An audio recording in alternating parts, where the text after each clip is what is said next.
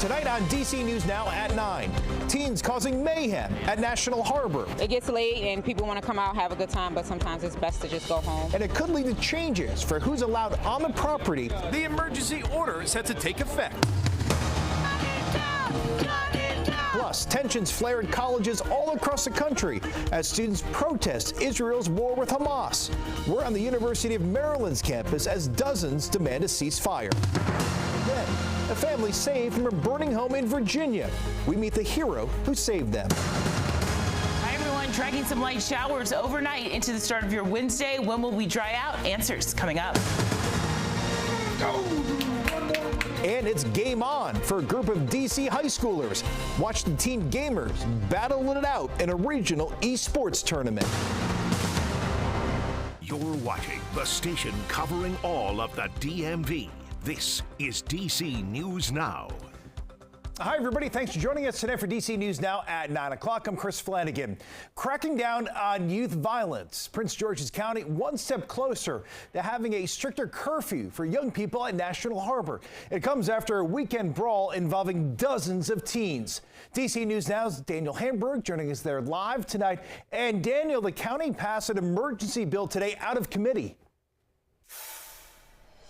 Well, Chris, this bill was actually introduced last week, but after a massive brawl here Saturday night, it was changed to an emergency bill today.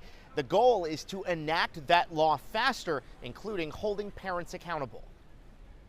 National Harbor has constant police presence and a lot of foot traffic, but after dark on the weekends, sometimes hundreds of teens show up. Engaged in full-out brawls, drinking, smoking, and fighting. And it's unacceptable. That's why Prince George's County Council member Edward Burrows authored a bill allowing commercial property owners to ask for zones with a more restrictive curfew for young people. I think that should be great. You know, there has to be some type of restrictions in order to keep, people where we need them. Neighbors seem to largely support the move, but some say it's only one piece of the puzzle. I do believe in having a curfew. However, I don't believe in only having a curfew. I believe we should have a blended policy. I believe we should have a plan and not just police.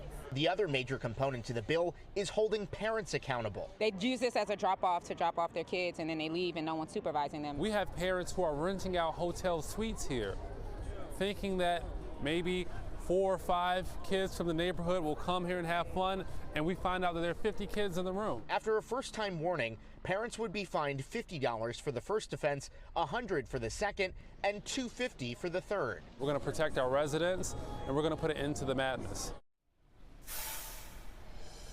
Now, this emergency legislation still has to go before a full council vote, which could come as early as next week. Burrows says he has assurances from the police chief that the curfew will be enacted and upheld. We're live in National Harbor. Daniel Hamburg, DC News Now. All right, developing now at 9, a Fairfax County middle school counselor is charged with assaulting a student. Police say it happened last week at Glasgow Middle School in Laconia. Now, according to the investigation, Craig Small headbutted an 11-year-old boy and carried him out of the cafeteria. Police say it was in response to the boy calling Small a derogatory name. Small has worked at that middle school since 2021. He has since been put on leave. In 2022, the same middle school made headlines when it was revealed a school counselor had been employed for months despite being convicted of a sex crime. It later came out Fairfax County Police had tried to notify the school system, but that email and the emails never went through. Well, now to Israel's war with Hamas and the escalating tensions on college campuses. Students all across the country are demanding an end to the war in Gaza, protesting at their schools by setting up camp and refusing to leave as officers arrest them. Now, the protests have pitted students against one another, and universities are now struggling with where to draw the line between allowing free expression while keeping campuses safe and inclusive. Mario Carbone live tonight at the University of Maryland, where dozens spent the day sitting in at Hornbeck Plaza near the mall. And Mario, the movement started really with a group of students at Columbia University in New York City. Yeah, that's right, Chris. We know hundreds of students really started protesting there and creating a camp last week, but things have turned tense with police arresting more than 100 of those protesters. Now, here today, students at UMD, they were showing their support both for those students and the movement. Flags planted and signs posted as a group of students sit in support of Palestine and Gaza at the University of Maryland. So we're out here just trying to raise awareness. Junior Matthew Foos is part of the sit-in, which started yesterday. It's part of a growing movement nationwide, with students camping out in solidarity with their peers from Columbia University, who have been protesting Israeli military action in Gaza since last week.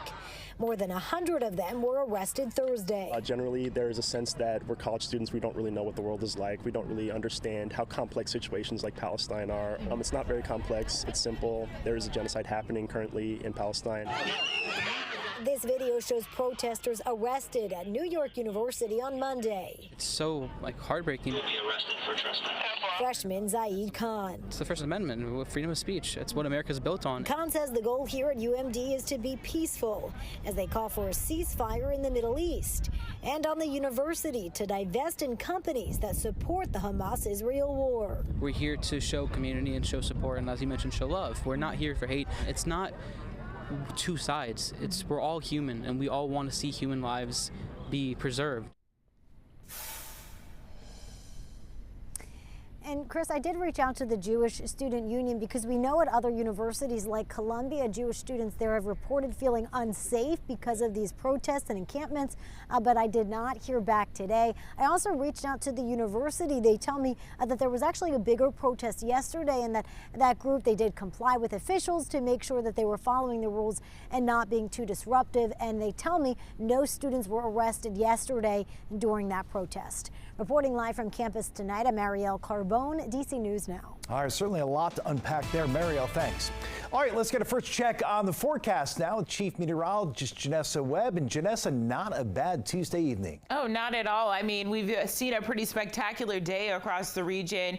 Really not going to see the next storm system enter our space until after midnight. It starts for our western communities and really doesn't make it into our nation's capital, which is looking absolutely gorgeous right now until tomorrow morning. Right now, 63 degrees under mostly cloudy skies. So the influence of that storm system coming out of Ohio already starting to be felt across the region. It is a little bit cooler tonight for Annapolis into Baltimore County, 58 degrees. And the farther west you go, we're still into the 60s. And so really, folks, no frost or freeze concerns for tonight compared to last night. There's still a lot of dry air and we're divided. The reason I'm showing you this because relative humidity, it plays a significant part in the fire danger that is very high across the region.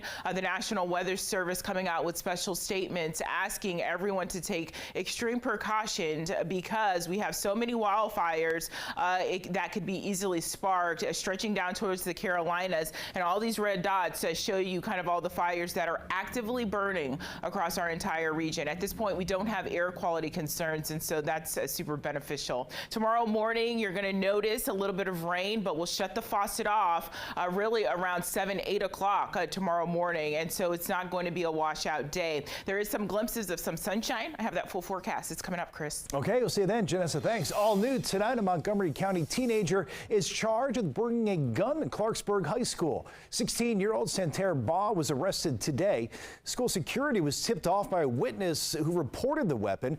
Police say that the gun was not loaded. Baugh is being charged as an adult and is awaiting a bond hearing. It was a scary morning for thousands of students in some Maryland schools. Several bomb threats were called in to schools in Montgomery and Anne Arundel counties, but all were cleared within a few hours.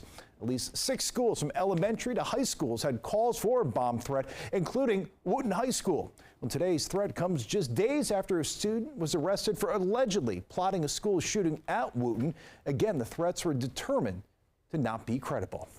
Well, changes are coming to Harris Teeter stores here in the district. Starting tomorrow, D.C. customers will have to show their receipts as they leave. Shoppers will also be banned from bringing suitcases, duffel bags, oversized backpacks, or roller bags inside. In a statement to DC News Now, Harris Teeter says the goal is to maintain a safe shopping experience for its customers. Well, total disrespect for her fans. That's how a new lawsuit describes Madonna's attitude towards concert goers. Sued claims the star deceived customers during a December concert at Capital One. Ticket holders say she started 2 hours late, allowed hot, uncomfortable temperatures, and didn't really sing much during the show.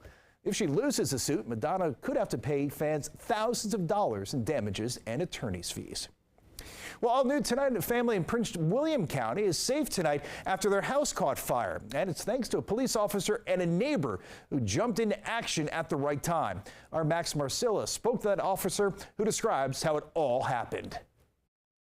Sergeant Chad Mason says what happened here Monday morning is the perfect example of what happens when a community comes together to help each other out. There was the neighbor slamming on her car horn, trying to wake up the sleeping family inside a home that was on fire. Then there was the police officer going beyond his usual calls for service, and of course the fire department that came to put out the flames and put an end to a scary situation. This is what firefighters saw when they came to this Woodbridge home just after 4 o'clock Monday morning. Today the flames and dark clouds of smoke are gone, replaced by boards and tarps. A family of 3 not able to go inside their home, which sustained moderate damage, but they are alive and uninjured, thanks in part to this officer, who simply says he was in the right place at the right time, about 1.5 miles away when he heard the dispatch call. I could see the flames about 30 so feet above the house. Showing up moments later, Sergeant Chad Mason, the longtime cop and even longer time volunteer firefighter, banged on the door with his flashlight, trying to wake the family inside. I was about 10 seconds from actually kicking the door down because no one was answering. Once the family woke up and came out safely, they were taken into the neighbor's car and then given blankets to stay warm. All of that while firefighters put out the flames. Today, Mason says this is a lesson, a teaching moment for his fellow officers. Being with the police world is we're always out there, we're always around, so we can really fill that gap of time delay. A home and a family kept safe by the people sworn to do so and the neighbors who want to do so. In Woodbridge, Max Marcilla, DC News Now.